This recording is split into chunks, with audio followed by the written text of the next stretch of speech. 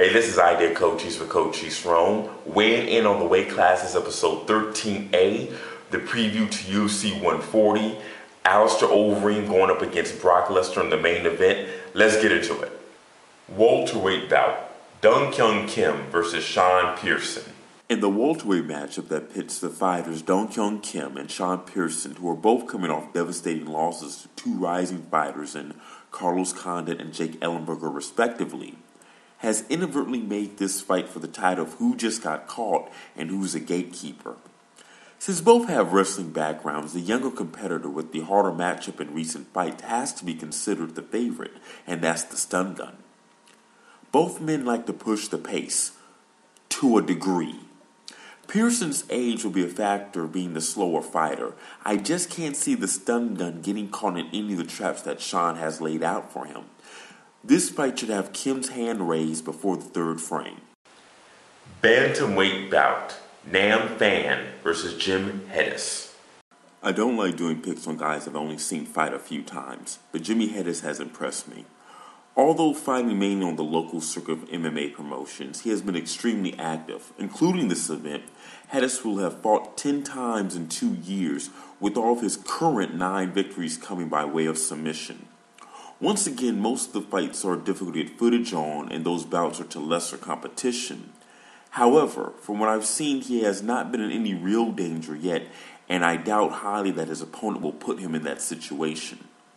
Nam Phan is a fighter that needs his opponents to be brawlers and not have any power, something that guys not named Leonard Garcia are hard to find in or out of the UFC. I had high hopes for Phan when I saw him take Josh Thompson to a decision, which ended up being a loss for him, but a decent outing. That hope derailed when I saw him fight Jay-Z Cavalcante in his next fight in the culturally confused event known as Dynamite USA. Please, find a way to watch an intro to that event. It's not on YouTube. I watched it live, and I'm sure there's a way. Since then, Nam Phan has been 5-5. I'm going to have to go with the relatively unknown Jimmy Hedis in this bout. Lightweight bout, Donald Cerrone versus Nate Diaz. Donald Cerrone has been on a very impressive streak as of late. Outside of his kryptonite and Ben Henderson, he's virtually undefeated because the other loss to Jamie Varner was from an illegal knee. Perhaps due to the matchup post the WC absorption, the Cowboy has had an easier path to his upcoming fight than his current opponent. Nate Diaz, the Ultimate Fighter Season 5 winner, looked set to becoming the number 1 contender for the lightweight title. Then his lack of wrestling defense was exposed. He later went up to the welterweight division to find more of the same with fighters that are on the upswing of their careers. His return to the lightweight division had Nate embarrassing Takanori Gomi bad, but he was past his prime before coming to the UFC. The hurdle that the younger Diaz brother has yet to jump over are opponents that can control him from the top, or just simply stronger than him. Cerrone, while being great on dictating and pushing the pace, is not so much of a controlling fighter like Gray Maynard or the stun gun. I expect Nate to take this in a very difficult but entertaining fight. In the main event, heavyweight bout, Alistair Overeem versus Brock Lesnar. In the main event, we have the poster child for all heavyweight fights with Alistair Overeem facing off against Brock Lesnar, and prototypical wrestler versus striker matchup. Overeem, while on the streak of streaks, has yet to face an imposing fighter like himself in quite some time outside of Todd Duffy. While the Verdun fight actually had him being outstruck, at no point in time did Fabricio's punches cause any damage to warrant any danger. Brock, looking very human in his last 2 fights, is coming off surgery once again. His unreal blend of speed and power is only matched by his inability to cope with taking damage. This will lead the next big thing to one of 2 game plans. 1, go straight for the takedown and nothing else. Or 2nd, pretend to shoot in and come up with the hook to the jaw. Although Lesnar has a reach almost as long as his opponent, it's clear to everyone that he is not as versed to using that tool as Overeem is. Even though Alistair does not have a chin of granite, he should have enough evasiveness to foil Lesnar's plans.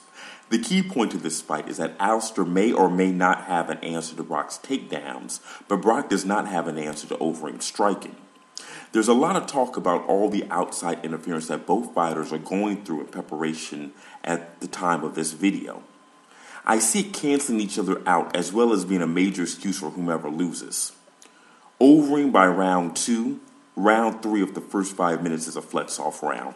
Okay, there's 2 fights I want to talk about very briefly, and that is the Vladimir Matsuniko, I don't know if I'm saying his name right, versus Gustafsson. I feel that Vladimir is being led to the slaughter. Same thing with Johnny Hendricks when he's going to go against John Finch. If Vladimir can pull off the victory, hey, maybe he's the next Randy Couture, the poor man's Randy Couture, the janitor's Randy Couture. That being said, I think this card is a little bit weaker than 139 and 140. That being said, I can be completely wrong, and I hope that I am, but the main event with Alistair Overeem and Brock Lesnar is going to be entertaining regardless of the outcome. One thing I wanted to say is that I will be doing a weighing in on the weight classes for the Dream Fight for Japan New Year's Eve event. It's no longer called Dynamite. I feel that the event is a little bit too different to combine it with the UFC 141, so please go and check that out. It should be up in about 24 hours after this is uploaded. Okay guys, take care.